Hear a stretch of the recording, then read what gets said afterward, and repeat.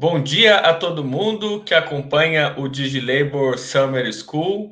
O meu nome é Rafael Groma e este evento é uma organização do Laboratório de Pesquisa DigiLabour da Unisinos, com apoio do Núcleo de Estudos em Economia, Tecnologia e Sociedade da Universidade Federal do Ceará, da Editora Autonomia Literária e do IHU Unisinos. A gente já recebeu aqui o professor Christian Fuchs e a professora Ursula Rios, e hoje a gente tem a alegria de receber a professora Juliet Schor, do Boston College, que é economista, professora de sociologia e autora de best-sellers como Born to Buy, e lançou recentemente o livro After the Gig, que é um resultado de uma pesquisa de quase 10 anos, com mais de 300 entrevistas com diferentes trabalhadores de plataformas digitais.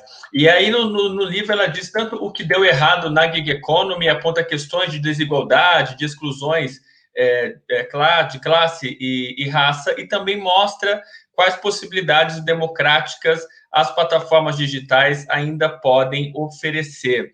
E é sobre esse assunto que a gente vai conversar com a professora Juliet Schor hoje. Eu aviso para todo mundo que hoje o formato vai ser um pouco diferente, vai ser uma conversa, uma entrevista com a Juliet Schor, então peço para vocês também enviarem desde já as suas perguntas. Juliet, nice to meet you virtually here in Brazil. Your work is widely read here in Brazil. And my first question it's about your history as a researcher. You have a great trajectory in consumption studies. How do you analyze and understand the consumption of digital platforms, or how do you relate your consumption studies and the gig economy studies? Good morning. Yeah, good morning. Thank you. And that's one of the hardest questions I've gotten since my book has been published. I guess the easiest way to answer that is to go back to what led me to start studying the digital economy. In 2008, I was working on a book on climate change and the economy, and sort of thinking about how we could address climate change and the kinds of economic transformations that are necessary. And that book was called Plenitude, The New Economics of True Wealth. And the basic idea there was that in the absence of government intervention to reduce greenhouse gas emissions, which of course is essential. I mean, we'll never, robustly and seriously address climate change without government intervention. But in 2008, we had a Republican president, and we didn't seem to have much possibility in the short term. So this book was about how people might right away start transforming their own daily lives in ways that would reduce emissions. And of course, that's only possible for people who have certain kinds of economic privilege. But what the model was about is reducing working hours. So for people who were able to reduce their working hours, that those working hours tend to be highly correlated with greenhouse gas emissions. So it was kind of a powered down strategy. Work less, buy less, have more free time, have more conviviality, connection with friends, family, community, etc. And so one of the ideas is if people were going to move out of those, what I've called long hour jobs in the corporate economy, which tend to be highly polluting and they're producing highly polluting products, they're going to have different kinds of lifestyles and some new ways of earning money and some ways of getting goods more cheaply.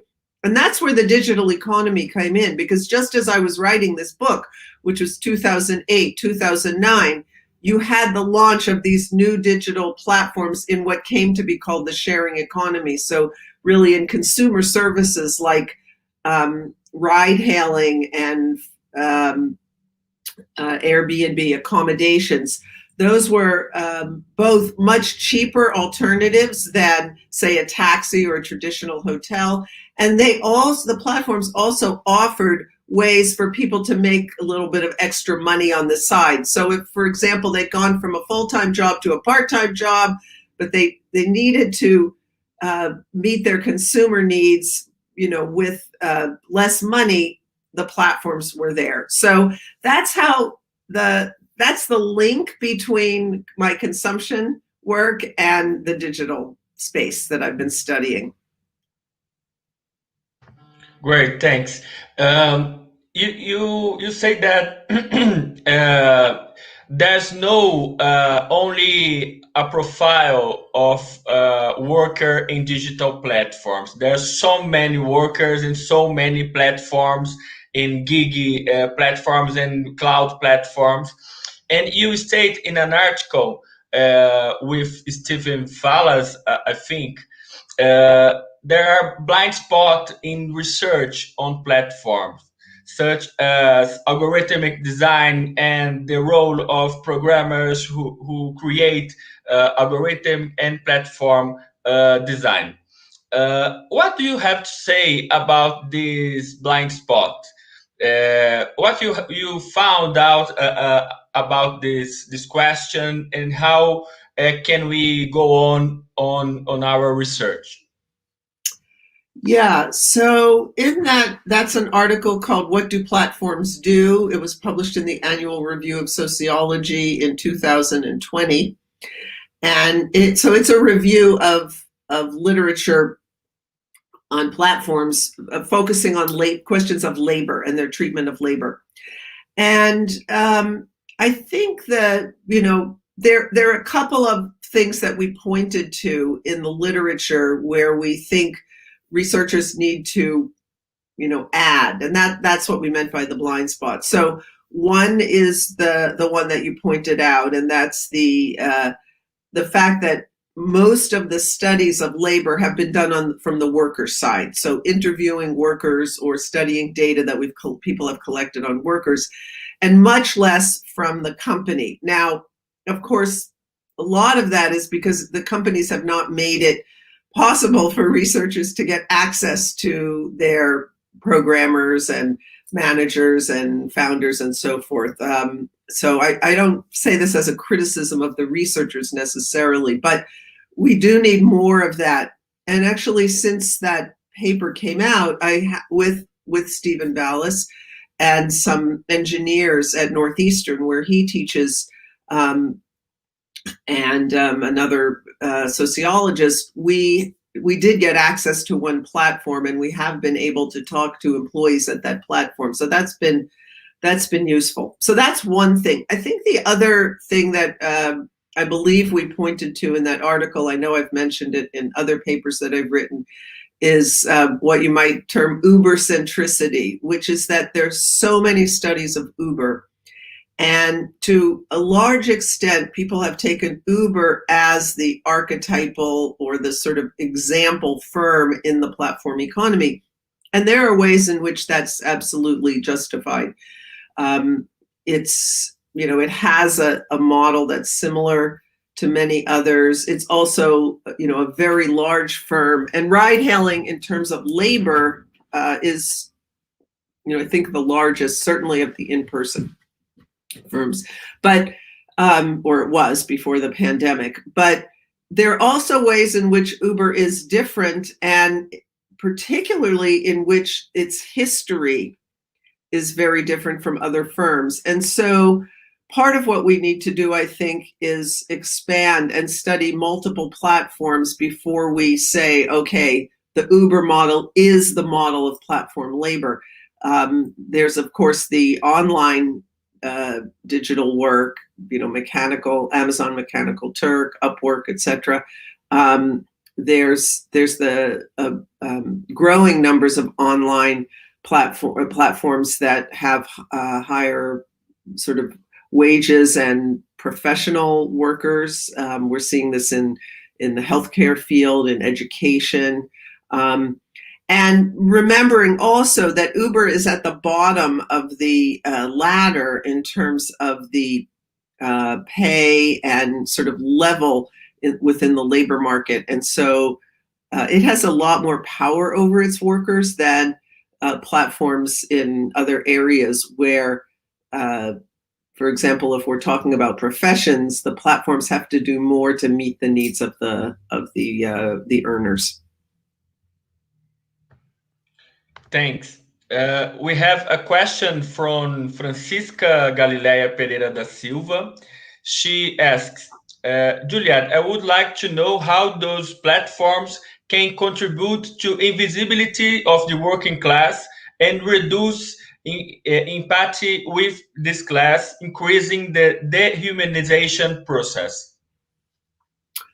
Oh, how that's happening, yes. So, yeah, that's a really interesting question. So to some extent, it's happens. I think that the mere, and I should say this is not something we got a lot of data on, but there's a little bit. And in the book, After the Gig, we talk about a person who worked as a TaskRabbit. TaskRabbit is a tasks and errands and homework platform that we studied a fair amount. So it offers many different types of tasks. It's not specialized like to ride hailing or food delivery. And it had delivery tasks, cleaning, moving, quirky things, also some online labor. So we had someone in the study who had been both a TaskRabbit worker and a TaskRabbit consumer. She started a business, and as from the business side, as an employer, she would hire TaskRabbits occasionally. And she talks specifically about this dehumanization and how she tried to remember what it was like to be on the worker side, but she often found herself treating these people very disposably and kind of not wanting to engage with them, not wanting to talk to them, just like, do the job, leave me alone. And she felt how, she used that term, dehumanization. She felt that, she was dehumanizing these workers. And I think at the core of this, there are two things. On the one hand, and probably most important, there's a way in which this sector, which after all is a service sector. So if we're talking about doing errands or ride hailing or food delivery, these are personal services being provided to individuals.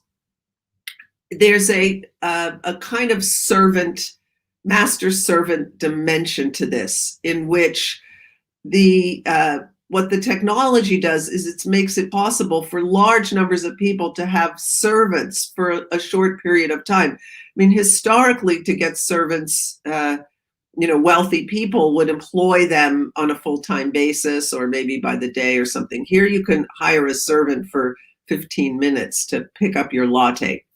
And so the ability to have that relationship, the consumer gets a servant. I call them slices of servants at some point. And you can see how pernicious it became if you look at some of the tasks that are being asked on these platforms. So we had one very memorable person we interviewed. We interviewed her twice. She had a master's in science. She had a good job in a lab, but she was trying to save money, and so she had some student debt. So she was doing this on the side. And she got very indignant about some of the tasks that people would ask her to do, that they would post on the site, like, go to Starbucks and get me a latte. And because she felt, you're lazy, you can go, get off your duff and go and get your own latte. So there is a sense in which that power that the technology gives you to ask for anything you want encourages this kind of dehumanization. And I think also the fact that it's done through a digital interface where you're not face to face with the person asking for something. So I think those are some of the ways in which the technology has facilitated that dehumanization. And then, of course, just the larger conditions in which if you have too many workers chasing too little work, that in itself is dehumanizing. And we found that in the research that I've been doing with my colleagues at Northeastern since the pandemic, we've found that dehumanization happening because the platforms hired so many people and they overhired to a large extent.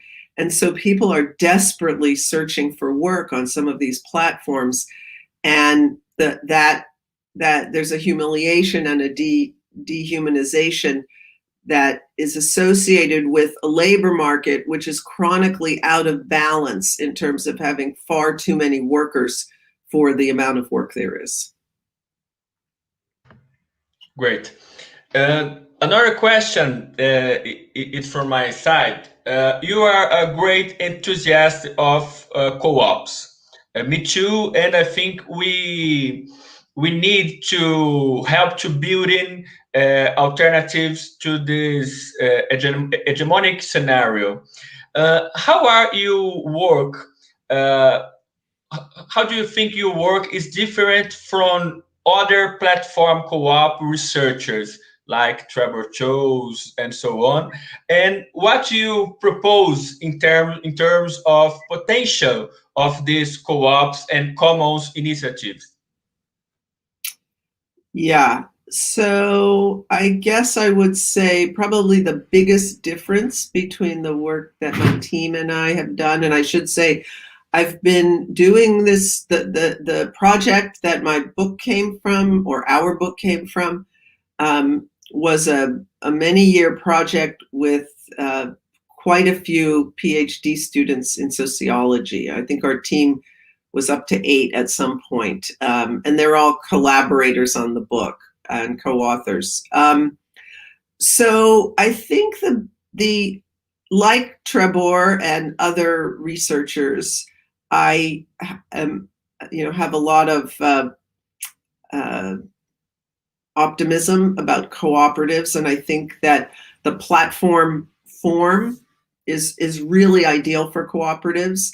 One reason is that if you get the sort of the model right, the economic model right, and the social model right, these platforms can scale really rapidly. I mean, we saw that with the for-profit platforms, and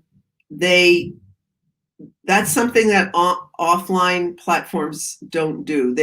When they scale, it takes quite a long time, and they're often very, very difficult to get going. I have some colleagues that I worked with years ago who were trying to set up a cooperative in my state, and it took them 2 years of planning to even get the first things going. And I think it was a cooperative that, had maybe 6 or 8 jobs. So, they can be really arduous in the offline space, but in the online space, they should be a lot easier. So that's one reason. And then the second reason is that the technology does a lot of what management in an offline firm would typically do. So this makes it ideal for a worker-owned and governed firm, because the amount of human management that has to be done is really small compared to, a conventional firm.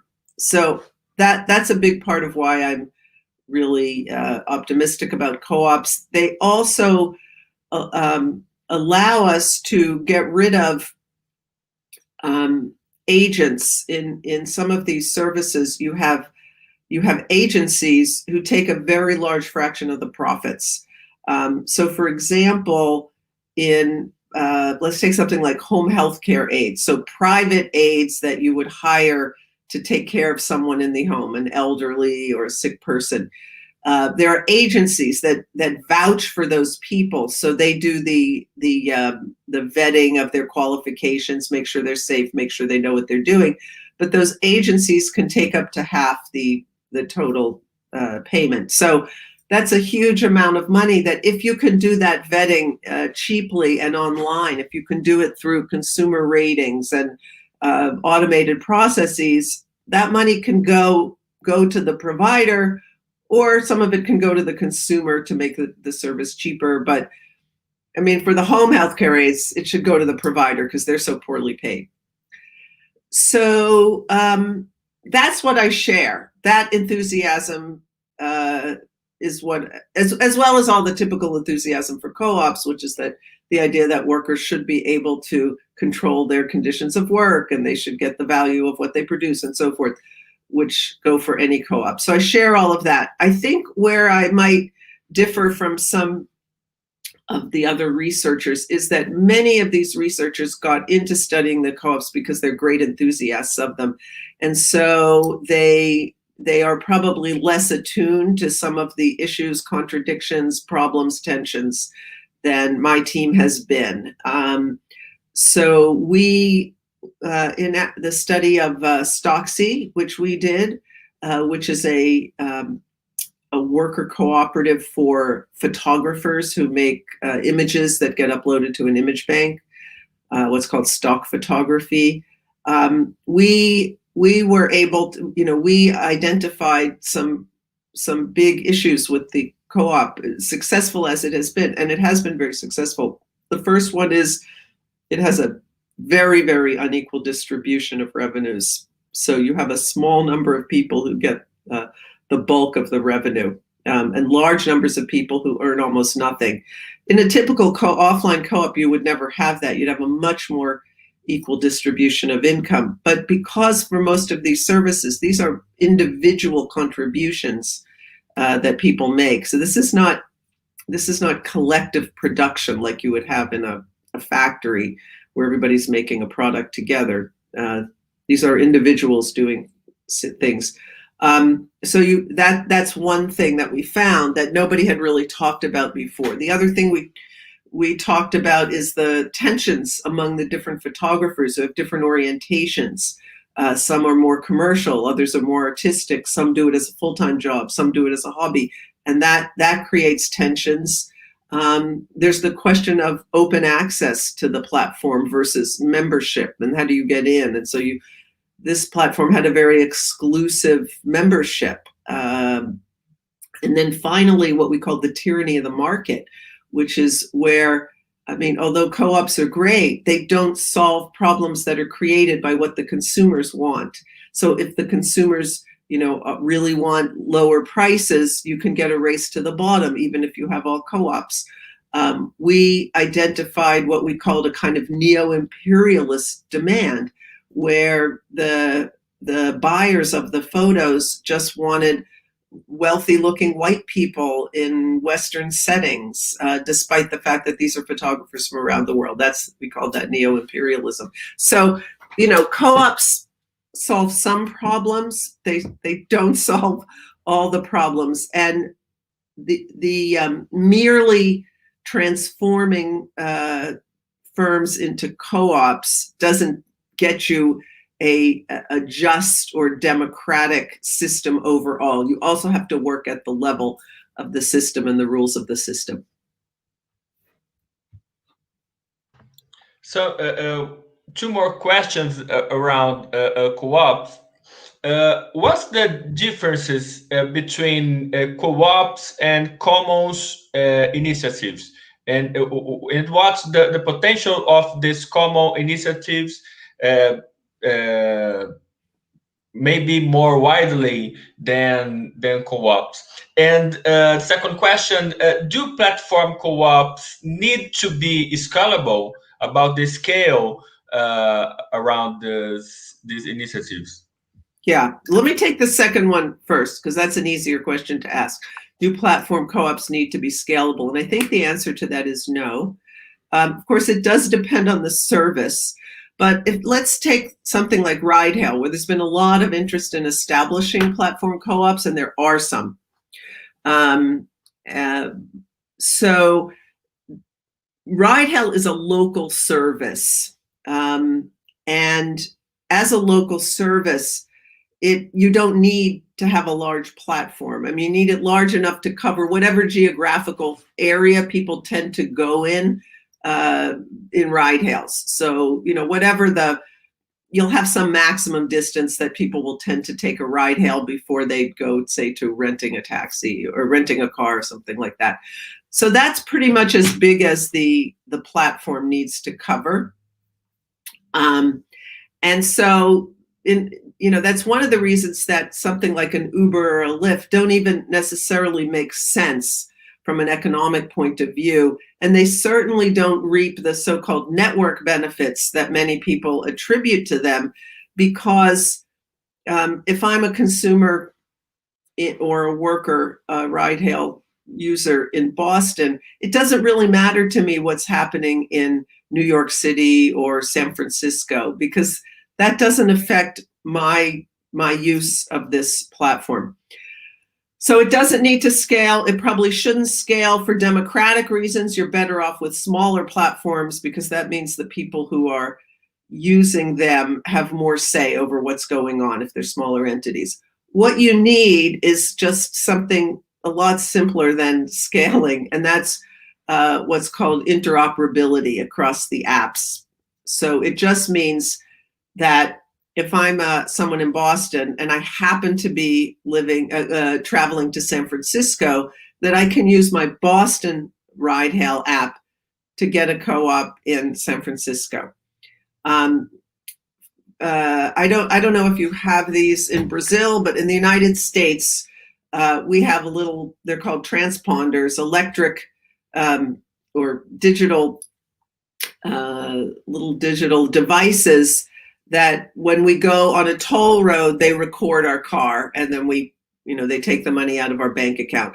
Those were all originally just done independently by states, but after a few years, the states developed a system where I can use my Massachusetts transponder in New York or Connecticut or any of the surrounding states. That's what we mean by interoperability.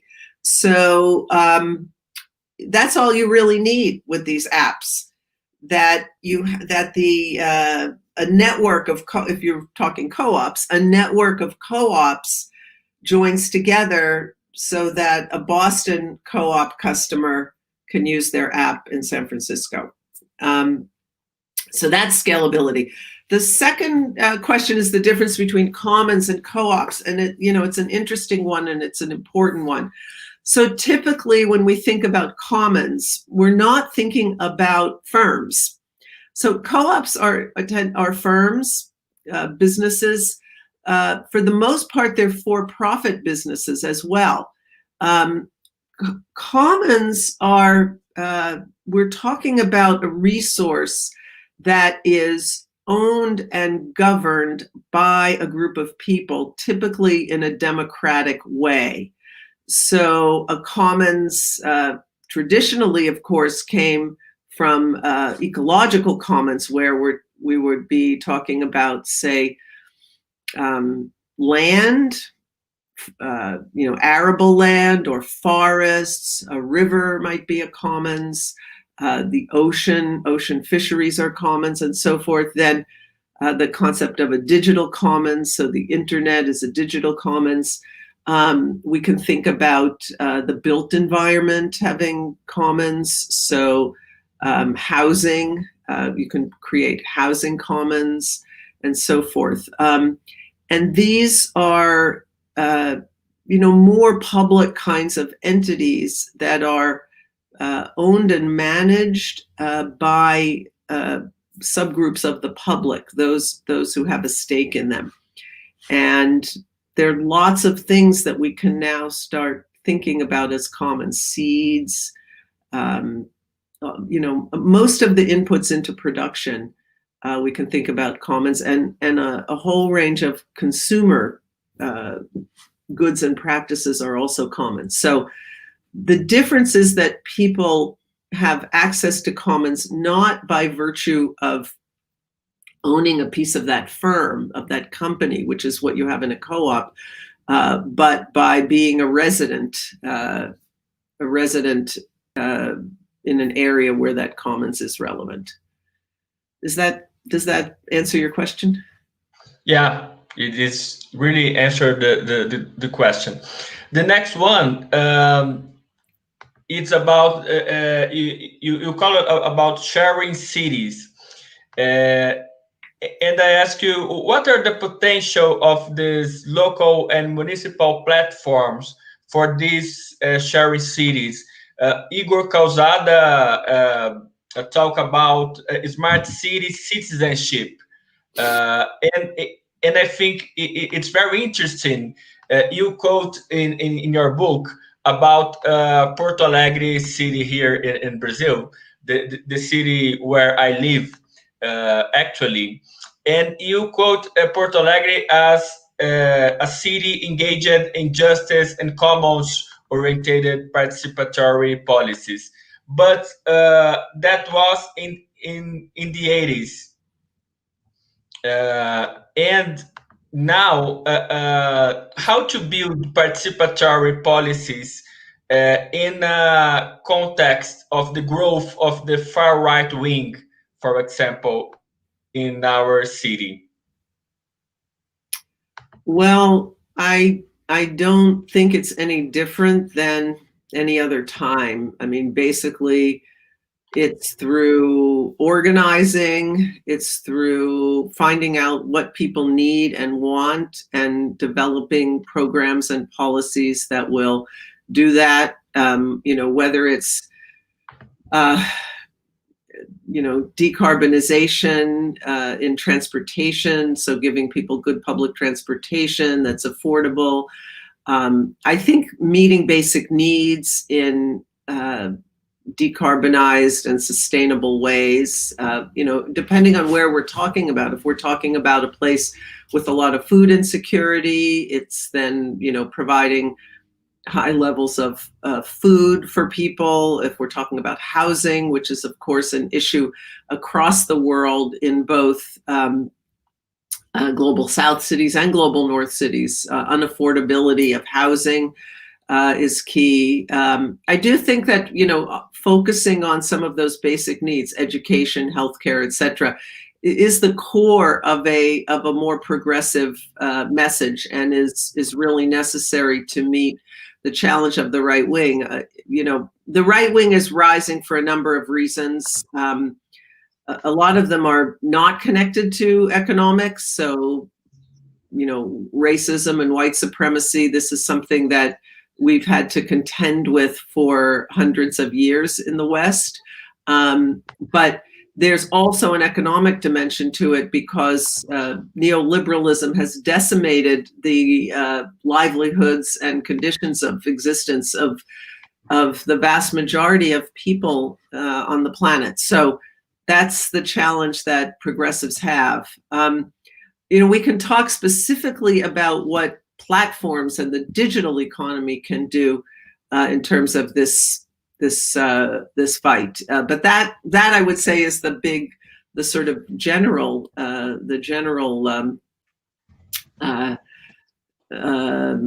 fight. And I think you can see from the cases of both Brazil and my own country, the United States, that another really key part of this, and something that you need to do all the things that I just said, is you have to fight for democracy, because the rise of the right is in very large part an attack on democracy. And the less democratic our societies become, the less able progressive forces are to fight back, to build, to enact progressive agendas. So the kinds of corrupt authoritarianism that we're seeing at the federal level in our countries is a part of why the right is rising. Okay. Now we have some questions from audience. The first of one is from Luis Vieira. Why are the few successful cases of co-ops platforms? What are the main difficulties for this model to grow? And Guilherme, question is complementary. I would like to add, technological barriers may play a role to difficult this kind of platform, especially in the case of algorithmic development and maintenance of platform, about the difficulties around platform co-ops. Yeah, it's a great question. And it's actually not just confined to platform co-ops. It's also the case for worker co-ops more generally. I mean, I think it will surprise people to know that in the United States, there are only about 400 worker cooperatives right now, despite lots of enthusiasm from people over the last 10 years. So there are consumer cooperatives and producer cooperatives, many more. And of course, in other countries, there are many more worker cooperatives, but they're not necessarily an easy model. So I think that the platform co-op I studied, Stocksy, was a pretty quick and easy success. And there are a couple of reasons for that, I think.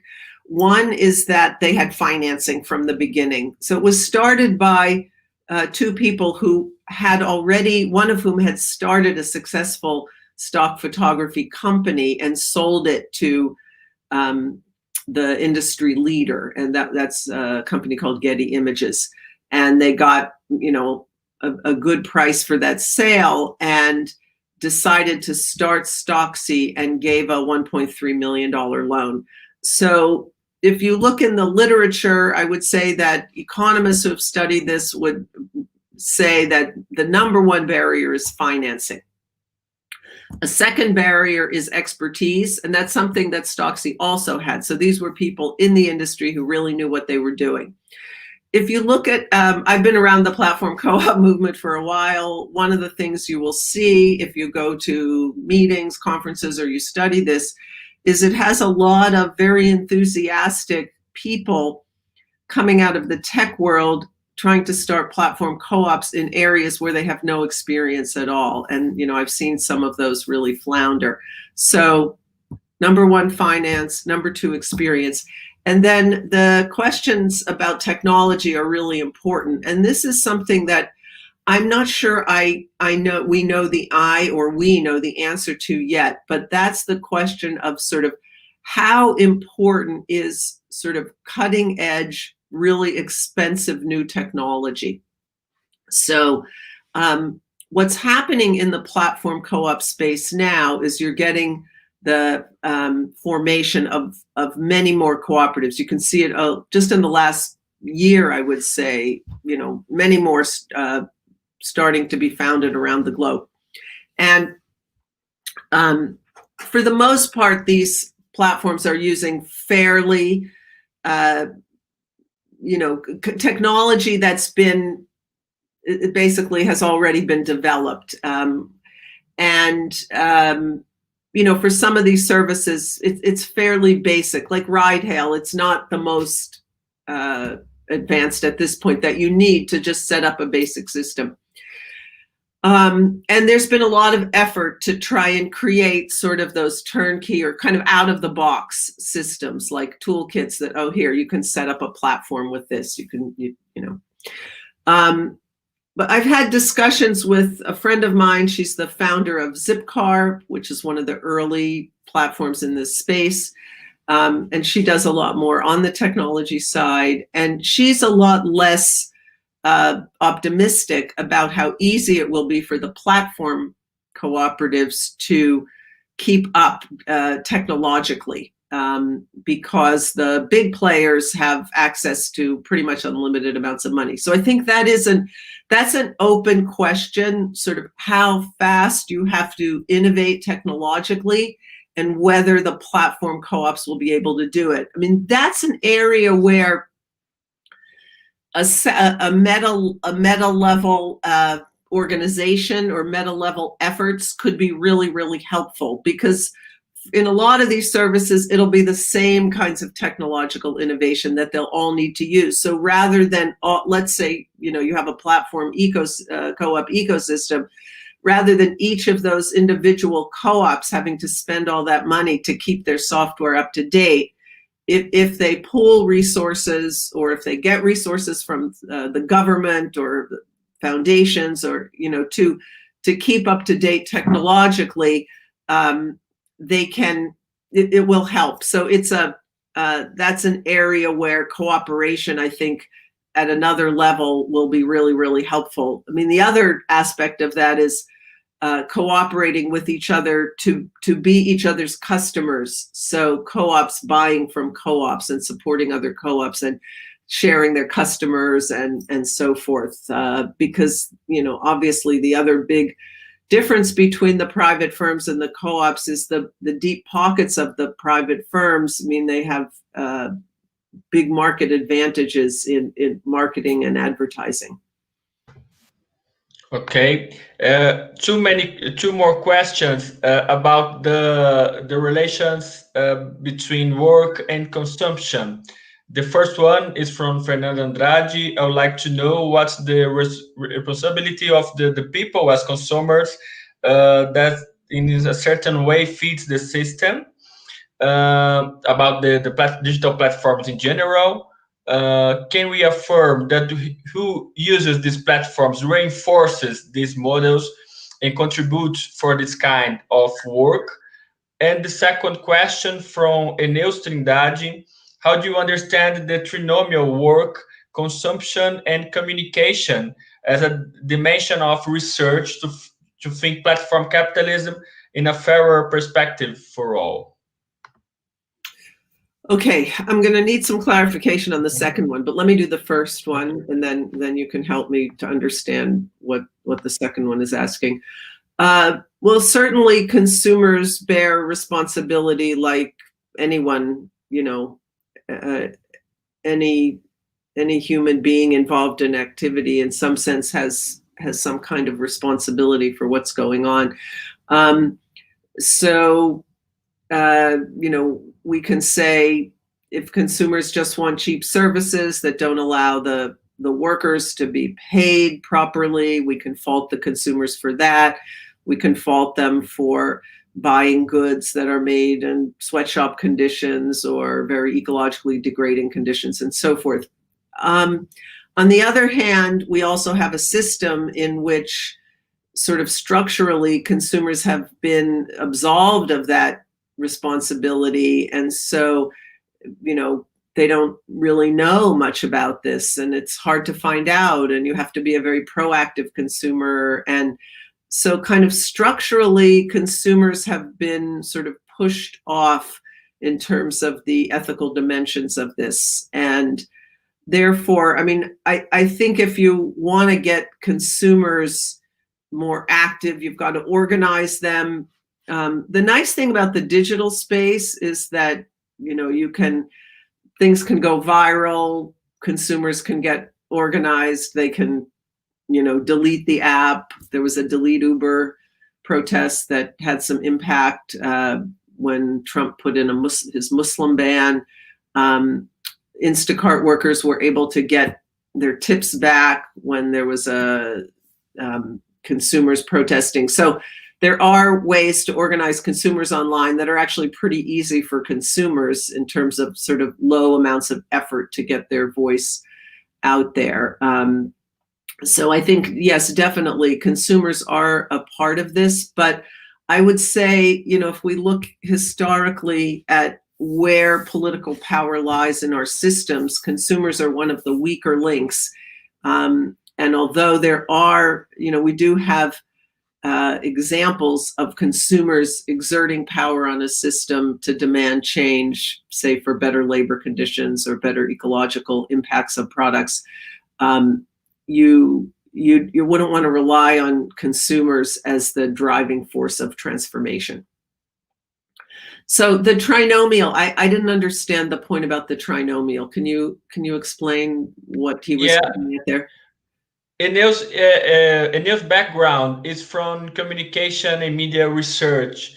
I think I don't know about the question because he's only typing this question, but I'm wondering they want to know what's the role of communication in worker and consumption process around digital platforms or something like that. Okay, so yeah, and that relates to what I just said. The communication is very important. In some sense, you have an asymmetric communication system, or not in some sense, you do. because the company has a very easy way to communicate with the consumer. I mean, they can put a message through the app at any time. And the companies have used that communication power to get consumers to organize in company interests. So when city governments have been interested in regulating some of these companies like Uber and Lyft, Airbnb, the companies have mobilized the consumers to try and stop the regulation. It's less effective now than it was originally because people are learning more about, a lot of the negative impacts of the companies. So what happens is that the worker side really needs to develop a communication channel with the consumers in order to mobilize consumers on their side. And so they have, it's an arduous or difficult task for the workers to establish that in comparison to the company, because the company has it by virtue of somebody installing the app. So what we have is an asymmetric communication system, and sort of thinking about how the workers can gain access to those consumers to use them to mobilize in their interest, I think is one of the tasks for people who study digital communication. Okay, the question from Mateus Matos around the role of data in co-ops. If you have succeeded in co-ops or providing railing services, they can produce data in large scale. Open the data to the drivers could eventually come to private competitors. How to manage data in this case? I think I can add about the role of data commons in platform co-ops, I think. And I can imagine the example of driver's seat in United States.